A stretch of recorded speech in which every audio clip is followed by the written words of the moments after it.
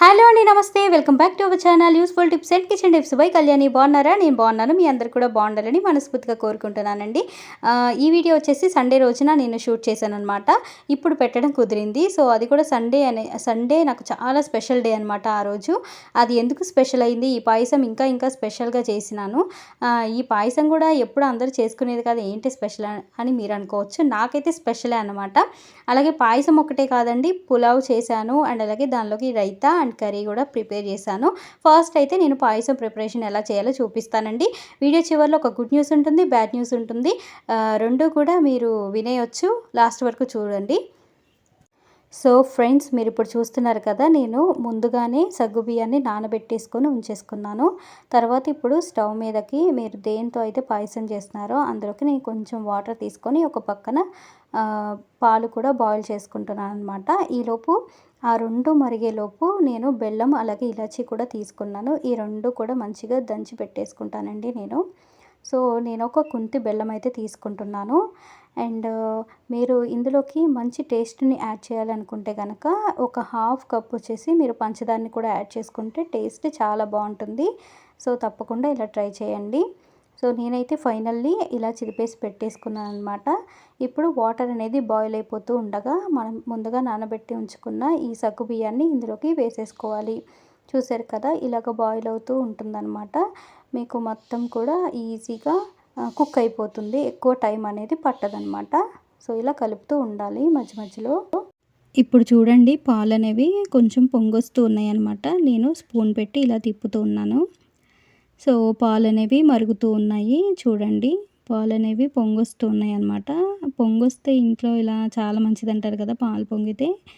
So ఇప్పుడు చూడండి, నేను వచ్చేసి డ్రై ఫ్రూట్స్ అయితే ఫ్రై చేసుకుంటున్నాను. కొంచెం ఆయిల్ వేసానండి, అలాగే నెయ్యి కూడా వేసాను. ఆ తర్వాత అదే కడాయిలోకి ఇప్పుడు నేను సేమియా అయితే ఫ్రై చేస్తున్నాను. నేను ఎప్పుడు చేసినా కానీ ఇలా సేమియాస్ ఫ్రై చేసుకుంటానండి. అలా చేస్తేనే ఆ టేస్ట్ అనేది బాగుంటుంది.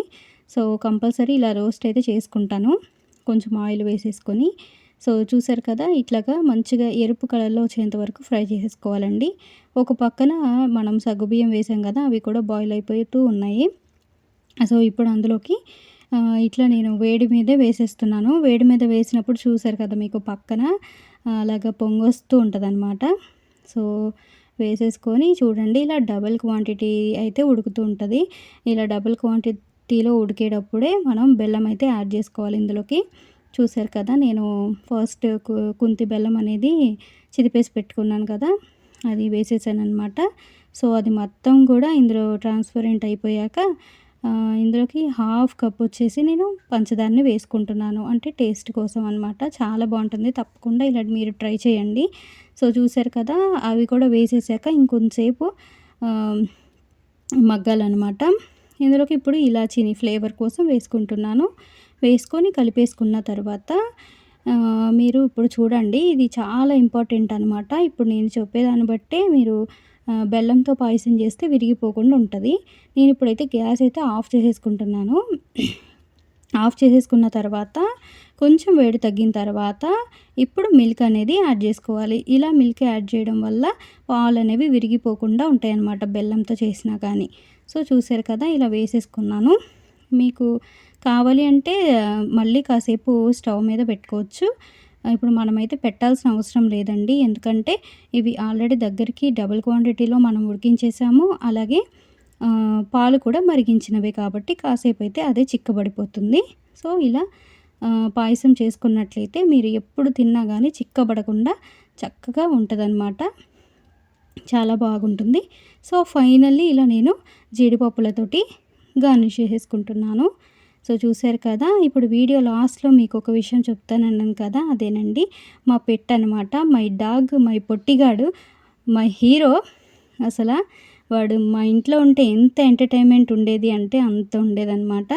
సో ఉండేవాడు అని మీకు అర్థమైపోయి ఉంటుంది. ఎప్పుడు నా తోడు లేడనమాట మా పొట్టిగాడు, మా పెట్, మా బంగారు తల్లి. వీడంటే మాకు ఎంత ఇష్టం అంటే అంత ఇష్టం అండి. వీడిని మేము ఇప్పుడు కోల్పోయి 1 ఇయర్ అయిపోయిందనమాట. ఆ సందర్భంగానే ఈరోజు నేను పాయసము, బిర్యానీ ఇవన్నీ కూడా ప్రిపేర్ చేస్తున్నాను. సో అదనమాట విషయం వచ్చేసి. ఇంకా నెక్స్ట్ వీడియోలో మాట్లాడుకుందాం.